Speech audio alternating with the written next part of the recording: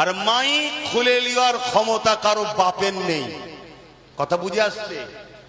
হ্যাঁ বলতে পারেন সিস্টেম কোর্টের আছে, কোর্টকে তো মানি রে বাবা, আইন কি মানবো না? দেশে বসবাস করবো, তাই তো সমাজ বিরোধী দেশ বিরোধী হয়ে গেলাম। কিন্তু মাইক খুলে নেবার অধিকার কে দিয়েছে? ছাবলামু ধরেছো? মাইক খুলে নেবার পারমিশন তোমায় কে দিয়েছে? আজ থেকে 3 বছর আগে বলেছিলাম একটা দিন আসবে চোখ দিয়ে পানি নয় খুন বেরোবে। 1.5 বছর অলরেডি হয়ে গেছে, 1.5 বছর বাকি আছে। বাড়ি বাড়ি সব ফর্ম দেওয়া হচ্ছে থানা থেকে। কি ব্যাপার? না মসজিদে কি আছে না আছে নারী নক্ষত্রের হিসাব দাও। কেন আপনি জানেন না? শুনলেন তো কে এই বক্তব্য রাখছেন? পীরজাদা আব্বাস সিদ্দিকী। সম্প্রতি রাজ্যের মুখ্যমন্ত্রী শুভেন্দু অধিকারী জানান, সরকারি বিজ্ঞপ্তির ভিত্তিতে নয়, রাজ্য জুড়ে ধর্মীয় স্থান থেকে লাউডস্পিকার মাইক খুলে নেওয়ার কাজ পুলিশ করছে 2020 সালের কলকাতা হাইকোর্টের নির্দেশ মেনেই।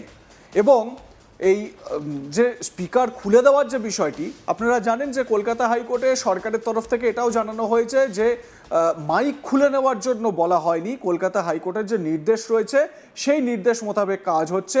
এবং কোনো কোনো জায়গায় যেখানে মাইকগুলো একেবারে অবাঞ্ছিত, যেগুলো মাইক দরকার নেই, সেইগুলোকেই খুলে নেওয়ার নির্দেশ দেওয়া হয়েছে। এই রকম একটা বক্তব্য রাজ্যের তরফ থেকে তোলা হয়েছে। এ বিষয়ে মুখ্যমন্ত্রী আরও জানান, যে সমস্ত ধর্মীয় স্থান থেকে কোনোভাবে শব্দ দূষণ না হয় তাদের ক্ষেত্রে কোনো পদক্ষেপ করা হবে না। যেসব ধর্মীয় স্থান থেকে মাইক খোলা হচ্ছে সেগুলি পারস্পরিক সম্মতিতেই হচ্ছে। পুলিশকে নির্দেশ দেওয়া হয়েছে কোনো জোর জবরদস্তি যেন না করা হয়। তবে মাইক খোলার ঘটনাকে ঘিরে রীতিমতো চর্চা শুরু হয়েছে রাজ্য জুড়ে। আর এবার এই মাইক খোলা প্রসঙ্গে পীরজাদা আব্বাস সিদ্দিকীকে বলতে শোনা গেল, মাইক খুলে নেওয়ার ক্ষমতা কারো বাপের নেই। হ্যাঁ বলতে পারেন, সিস্টেম কোর্টের আছে, কোর্টকে তো মানি রে বাবা, আইনকে মানবো না, তাহলে তো দেশ বিরোধী হয়ে গেলাম। কিন্তু মাইক খুলে নেওয়ার অধিকার কে দিয়েছে?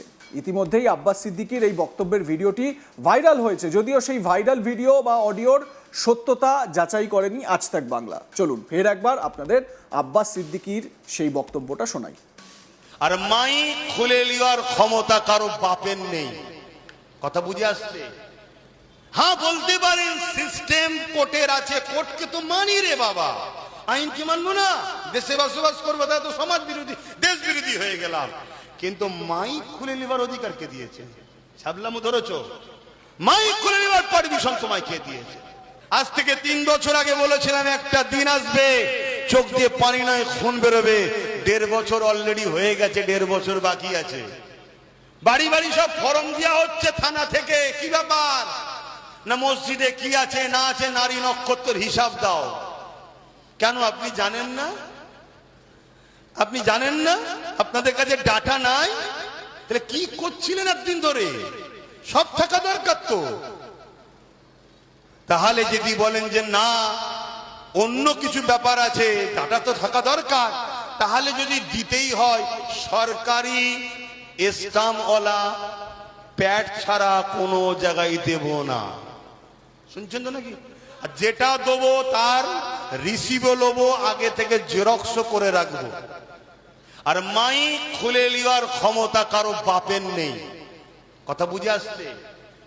হ্যাঁ বলতে পারেন সিস্টেম কোর্টের আছে, কোর্টকে তো মানি রে বাবা, আইন কি মানবো না? দেশে বসবাস করবো, তাই তো সমাজ বিরোধী দেশ বিরোধী হয়ে গেলাম। কিন্তু মাইক খুলে নেবার অধিকার কে দিয়েছে? ছাবলামু ধরেছো? মাইক খুলে নেবার পারমিশন তোমায় কে দিয়েছে? এই যে আজান হচ্ছে, আর তো কথা বলার সময় নেই। ধরুন আমরা একসাথে 100 জন কোন একটা মিশনে যাচ্ছি, শুনছেন ভাই? বিচ রাস্তা থেকে যদি 20 জন চলে যায়, এটা উপকার করলো না ক্ষতি করলো? যদি আমরা প্রথম থেকেই 80 জন যেতাম, এই চলে যাওয়াতে যে ক্ষতিটা হলো সেই ক্ষতি কম হতো না বেশি হতো? তাই ইসলাম বলছে লড়াইয়ের ময়দানে যে পিছিয়ে যায়, নেবে পিছিয়ে যায়, আগে থেকে ছিল না আলাদা কথা, আল্লাহ তার তওবাকে কবুল করবে না। শুনছেন? তো এটা আমরা লড়াইয়ের ময়দানে এখন আছি না নাই? জুলুমের বিরুদ্ধে, অন্যায়ের বিরুদ্ধে লড়াই, প্রতিবাদ করা, এটাও কি লড়াই না? লড়াই নয়? তো এই লড়াইয়ের ময়দান থেকে যারা বিচ রাস্তায় চলে যাচ্ছেন, আমি আপনাদেরকে যদি শুনতে পান আওয়াজ দিয়ে বলবো, আপনার মতো লোক না এলে আমাদের উপকার হয়, আসবেন না, বিশেষ করে আমার বেলায়। কেননা হয়তো আপনার যাওয়া দেখে আমারও 10টা তার মধ্যে ওই অসুয়াশা আসবে যে শেষ তো হয়ে গেছে, চল দোয়া তো রোজই দিচ্ছি, চলে যাই, ঠিক না? এজন্য আমার 10টা থাক, আমি 10টার মতো করে লাফাবো, ঠিক তো নাকি? আর 90টা গাদ্দার নিয়ে দল ভর্তি করে লাভ নাই। কেন আমরা কখনোই সংখ্যা দিয়ে জিতিনি, আমরা জিতেছি ইমানের জোরে। কিন্তু আমাদের রাস্তা হবে একটাই, আমরা কোন সরকার যদি ন্যায়ের পক্ষে থাকে আমরা তার বিরোধী করি না, ভালো কাজ করলে তার বিরোধী করি না। তোমার রাস্তায় তুমি থাকবে যাও, কে তোমায় পছন্দ করবে সেটা তোমার বিষয়, কিন্তু এর মানে এটা নয় যে তুমি পাওয়ার দেখিয়ে আমাদেরকে জুলুম করবে আর আমরা চুপ থাকবো, এটা হতে পারে না। এটাই জানতে হবে পরীক্ষা। তাহলে এই পরীক্ষার লড়াই 10 জন থাকি 20 জন থাকি, ভরসা তো আল্লাহ, ঠিক তো নাকি? কিন্তু ভেতরে যদি 50টা গাদ্দার ঢুকে থাকে অসুবিধা আছে না? নাই।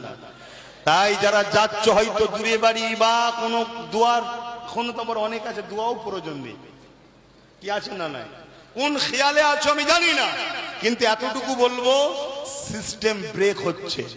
তুমি যাকে ভালোবাসো বলো, সে যতক্ষণ বসে থাকবে তোমার ততক্ষণ বসে থাকাটাই হলো প্রকৃত মানা। সে যখন ইজাজত দেবে যাও, তখন তুমি যাবে, তবেই তো তুমি প্রকৃত লিডারশিপ মানলে, তবেই তো তোমার জন্য আমি রাস্তায় নামবো। আজ থেকে 3 বছর আগে বলেছিলাম একটা দিন আসবে চোখ দিয়ে পানি নয় খুন বেরোবে। 1.5 বছর অলরেডি হয়ে গেছে, 1.5 বছর বাকি আছে। বাড়ি বাড়ি সব ফর্ম দেওয়া হচ্ছে থানা থেকে, কি ব্যাপার না মসজিদে কি আছে না আছে নারী নক্ষত্রের হিসাব দাও। কেন আপনি জানেন না? আপনি জানেন না? আপনাদের কাছে ডাটা নাই? তাহলে কি করছিলেন এতদিন ধরে? সব থাকা দরকার তো। তাহলে যদি বলেন যে না অন্য কিছু ব্যাপার আছে, ডাটা তো থাকা দরকার, তাহলে যদি দিতেই হয় সরকারি স্টাম্পওয়ালা প্যাড ছাড়া কোনো জায়গায় দেব না। শুনছেন তো নাকি? আর যেটা দেবো তার রিসিভও নেবো, আগে থেকে জেরক্স করে রাখবো। আর মাইক খুলে নেওয়ার ক্ষমতা কারো বাপের নেই। কথা বুঝে আসছে? হ্যাঁ বলতে পারেন সিস্টেম কোর্টের আছে, কোর্টকে তো মানি রে বাবা, আইনকে মানবো না? দেশে বসবাস করবো, তাই তো সমাজ বিরোধী দেশ বিরোধী হয়ে গেলাম। কিন্তু মাইক খুলে নেবার অধিকার কে দিয়েছে? ছাবলামো ধরেছ? মাইক খুলে নেবার পারমিশন তোমায় কে দিয়েছে? এই যে আজান হজ শুরু হয়ে গেল। তার এই বক্তব্যকে ঘিরে ইতিমধ্যেই ব্যাপক চর্চা শুরু হয়েছে। একই সঙ্গে তার এই বক্তব্যের কোনো প্রভাব পড়বে কিনা বা রাজনৈতিকভাবে এর কোনো পরিপ্রেক্ষিতে কোনো ব্যবস্থা নেওয়া হবে কিনা সেটা নিয়েও আলোচনা শুরু হয়েছে বিভিন্ন মহলে। দেখতে থাকুন আজ তাক বাংলা, আপনাদের মতামত জানান, সাবস্ক্রাইব করতে ভুলবেন না।